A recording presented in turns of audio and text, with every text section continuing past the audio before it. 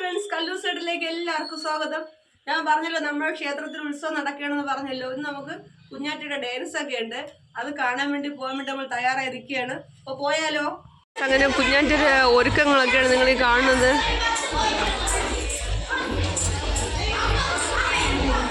നല്ല തിരക്കാണ് അവിടെ.